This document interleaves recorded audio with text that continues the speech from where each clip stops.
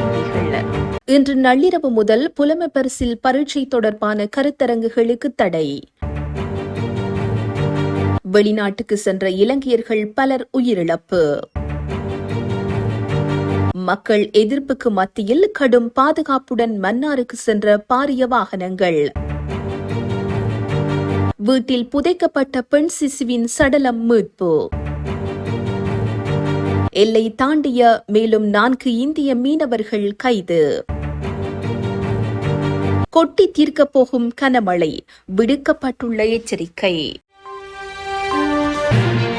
இன்று நள்ளிரவு முதல் புலமை பரிசில் பரீட்சை தொடர்பான கருத்தரங்குகளுக்கு தடை விதிக்கப்பட்டுள்ளது. தரம் 5 புலமை பரிசில் பரீட்சை மாணவர்களை தயார்படுத்துதல் தொடர்பான அனைத்து நடவடிக்கைகளும் இன்று நள்ளிரவு 12 மணி முதல் தடை செய்யப்படும் என்று பரீட்சைகள் ஆணையாளர் நாயகம் இந்திகா குமார் இல்லியனக்கே தெரிவித்துள்ளார். புலமை பரிசில் பரீட்சை தொடர்பான விளம்பரங்கள், கருத்தரங்குகள், பயிற்சி வகுப்புகள், ஆலோசனை வழங்க, மாணவர்களை ஒன்று திரட்டுதல் ஆகியவைக்கு தடை விதிக்கப்பட்டுள்ளது. குறித்த உத்தரவுகளை மீறி எந்த ஒரு நபரோ அல்லது நிறுவனமோ செயல்படும் பட்சத்தில் அருகில் உள்ள போலீஸ் நிலையம் அல்லது பரீட்சைகள் திணைக்களத்தின் 1911 என்னும் துரித இலக்கம் மற்றும் 0112 78 42 08 அல்லது 0112 78 45 37 என்ற இலக்கங்களுக்கு அழைப்பினை ஏற்படுத்தி முறைப்பாடு செய்யுமாறு பரீட்சைகள் திணைக்களம் அறிவுறுத்தியுள்ளது. பரீட்சையில் பங்கேற்கும் அனைத்து மாணவர்களும் காலை 8:30 மணிக்குள் பரீட்சை மண்டபங்களை அடைய வேண்டும் என தெரிவிக்கப்பட்டுள்ளது.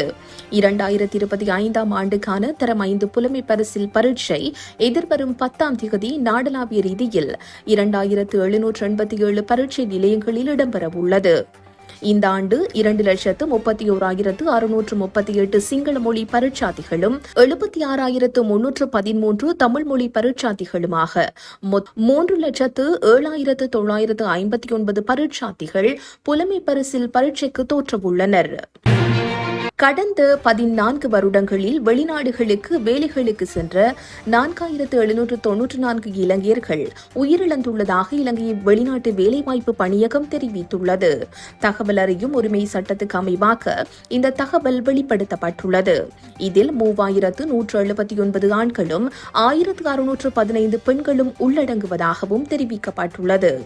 இவர்களில் 3,242 பேர் இயற்கை மரணம் எய்தியுள்ளதாக தெரிவிக்கப்பட்டுள்ளது.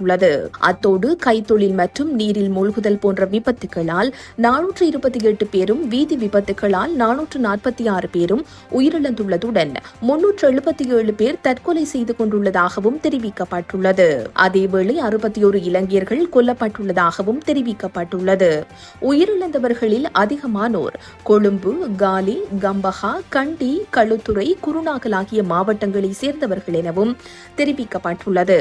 இதேவேளை 2010 ஜனவரி முதல் 2024 டிசம்பர் வரையான காலப்பகுதியில் வெளிநாட்டு வேலைவாய்ப்புகளுக்கு சென்று நெருக்கடிகளுக்கு முகம் கொடுத்த 72,718 பேர் இலங்கை தூதரகங்களுக்கு சொந்தமான பாதுகாப்பு இல்லங்களில் தங்க வைக்கப்பட்டுள்ளனர். சவுதி அரேபியா, குவைத், ஜோர்தான், ஐக்கிய அரபு ராச்சியம் உள்ளிட்ட நாடுகளில் உள்ள இலங்கை தூதரகங்களின் பாதுகாப்பு இல்லங்களில் அதிகமானோர் தங்க வைக்கப்பட்டு பின்னர் சொந்த நாடுகளுக்கு திரும்பியுள்ளதாகவும் இலங்கை வெளிநாட்டு வேலைவாய்ப்பு பணியகம் தெரிவித்துள்ளது.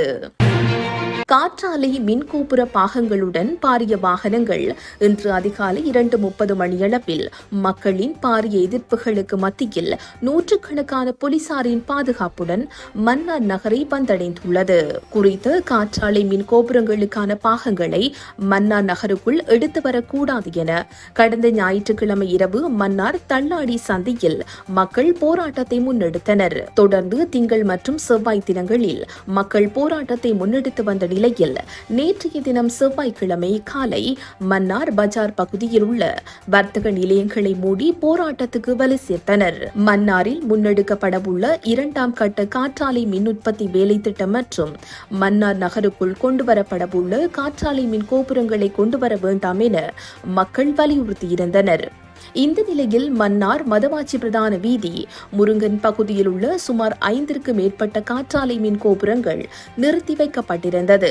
இந்நிலையில் இன்று அதிகாலை 2:30 மணியளவில் நூற்றுக்கணக்கான போலீசார் மற்றும் கலகம் அடக்கும் போலீசாரின் பாதுகாப்புடன் காற்றாலை மின் கோபுரங்களை ஏற்றிய வாகனம் மன்னாரை நோக்கி சென்றது. போலீசார் அவ்விடத்தில் நின்ற மக்களை அச்சுறுத்தி பலத்த பாதுகாப்புடன் மன்னாரை நோக்கி குறித்த வாகனம் சென்றுள்ளதாக கூறப்படுகின்றமை மன்னார் மக்கள் மத்தியில் விசனத்தை ஏற்படுத்தியுள்ளது.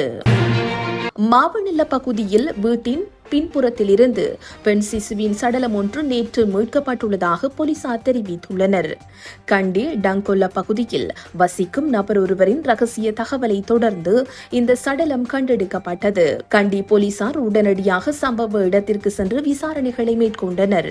கடந்த ஜூலை மாதம் 31ஆம் தேதி மாவநில பகுதியில் உள்ள ஒரு உறவினர் வீட்டில் தனக்கு குழந்தை பிறந்தது. அந்த நேரத்தில் குழந்தை ஏற்கனவே இறந்துவிட்டதாகவும், எனவே அவரது தந்தை மற்றும் பாட்டி அதை ஒரு வெள்ளை துணியில் சுற்றி மத சடங்குகளை செய்த பின்னர் வீட்டின் முற்றத்தில் புதைத்ததாகவும் குழந்தை பிரசவித்த பெண் தெரிவித்துள்ளார். மாவநில பதில் நீதவான் முன்னிலையில் குழந்தையின் சடலம் தோண்டி எடுக்கப்பட்ட பின்னர் மாவநில மருத்துவமனைக்கு அனுப்ப உத்தரவிட்டார். சந்தேக நபர் தற்போது கண்டி மருத்துவமனையில் சிகிச்சை பெற்று வருகிறார்.